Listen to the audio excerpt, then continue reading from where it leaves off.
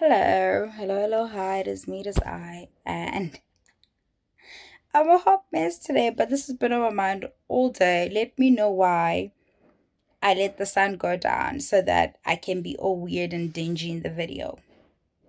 Let me know why, but it's on my brain because I haven't been chronically online as is my style for a little over a week, close to 2 weeks.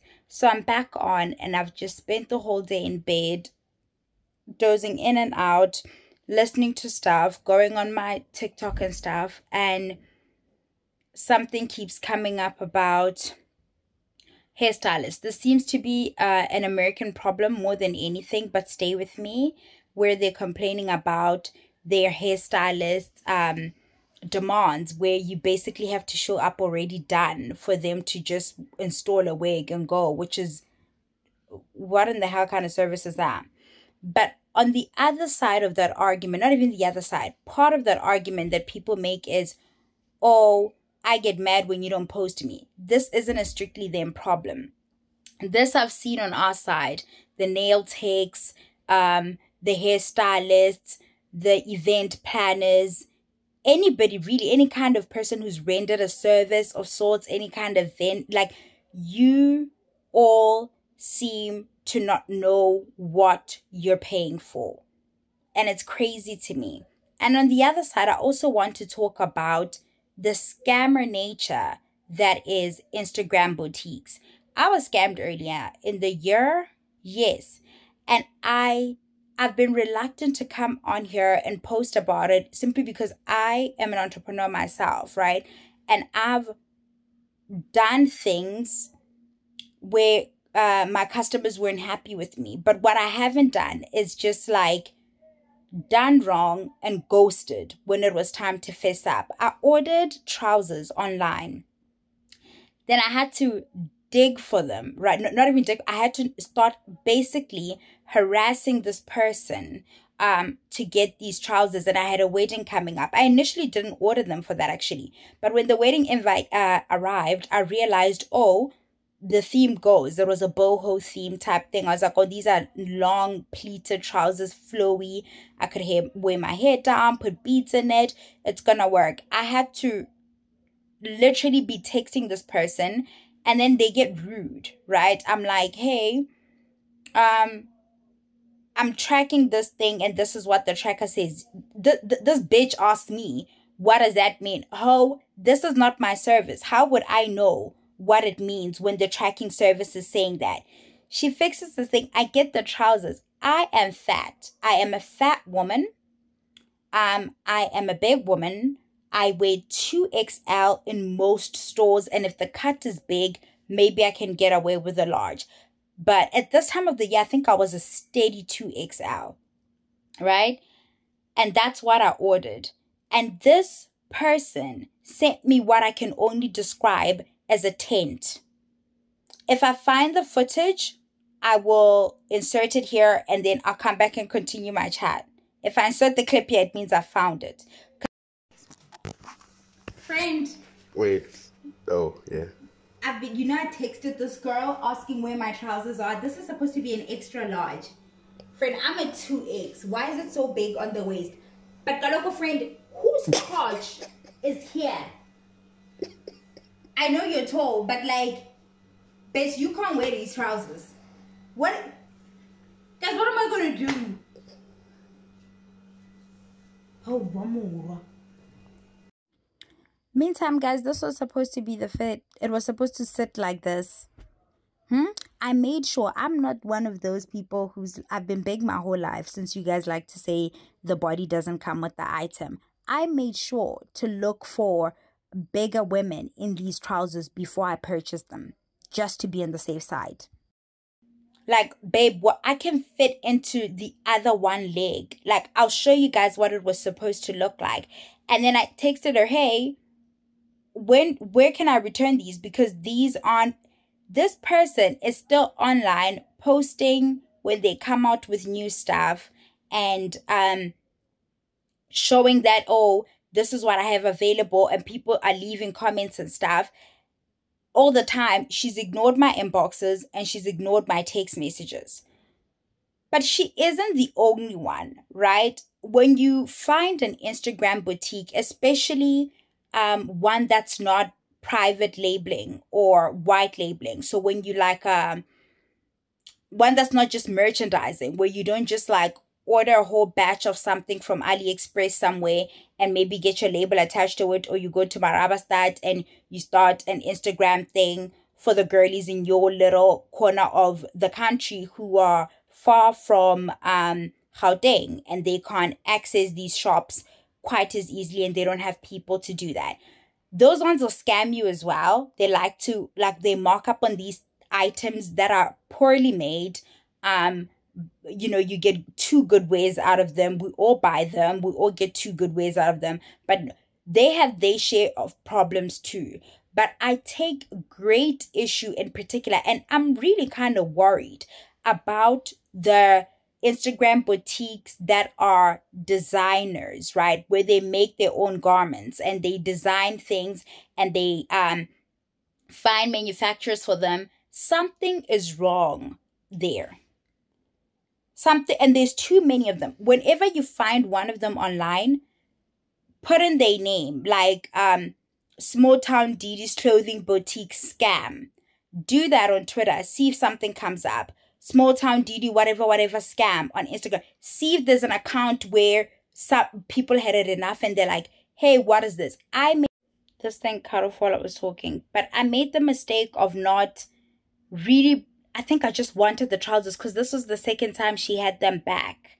She had them before and she stopped making them and then she put them back up. And part of the reasons we want to support these people is because they don't put out like big batches of an item, so it'll be like a unique piece.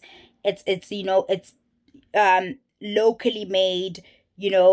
Some of us don't even mind paying the prices that they said. People are like, because it's pleated trousers, they're everywhere. But I wanted a certain kind of fabric, a certain fullness, kind of flowiness, and that's what I saw when I decided that I'm gonna order these trousers, right? But instead, what the Instagram boutique girls do is they will provide excellent service for the influencers, right? Or even people around them whom they rate. Maybe you're not an influencer, but like you are in your little corner of Sosha or wherever, you're a well-known somebody and 3 other people will ask about those trousers, They seem to provide a better customer experience for those people. And I don't know, it's the clothing girls, the hair girls. I haven't heard much about the nail girls, but the salons, the quality of hair that people are getting, you all may want to just start wearing your own hair. Because all you got to do is be mad at your jeans for that. And your mom for like choosing your daddy with not good hair. Or your daddy for like, you say like, you the people you can be mad at the house, you can just call them out for their bad decisions and keep it pushing, as opposed to spending money in this economy.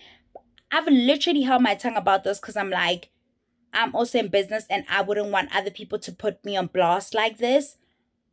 But I don't run away from my stuff.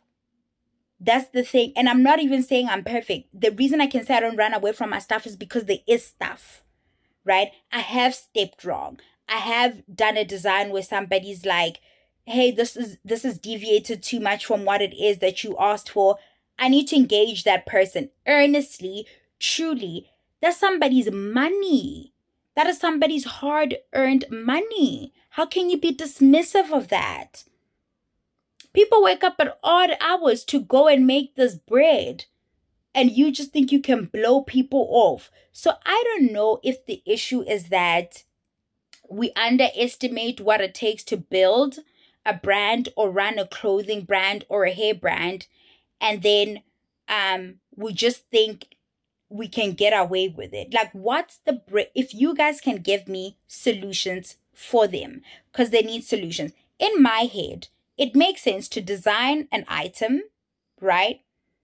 And say, this is the item, this is how much I'm selling it for. Now, a lot of them, it's pre-orders, right? Meaning they're still going to buy the fabric and then see how many orders are there, see how much fabric they have on hand, cap the orders at this much, start producing the orders. Couple of things. They lie about how long it's going to take.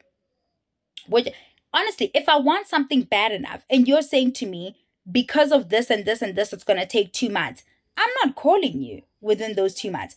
When you tell me it's 2 weeks though, and I'm like, hey, how long is this going to take? I need it for a wedding, whenever. And you're like, 2 weeks. Come on now. You're just a scammer bitch. You are a grimy, shiesty motherfucker. Like, I don't care how we want to look at that. And then you show up online, dressed up, looking nice, pushing more merch, getting influencers to endorse your stuff because you're doing right by them. Leave the influencers themselves, nah? How are you still collabing with somebody whom we've told you time and time again? Shiesty, that one.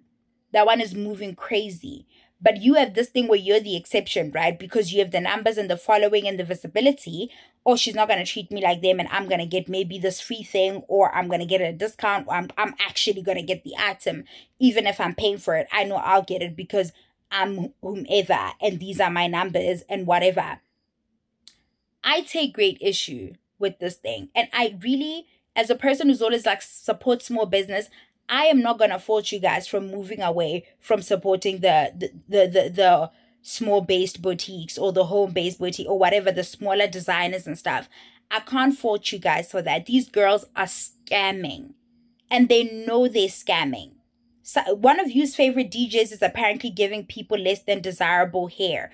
I don't know what that means because I don't wear that kind of hair. But enough people who wear that kind of hair in my life have told me that, I could good over there, right? And this is a hyper visible, said to be successful somebody.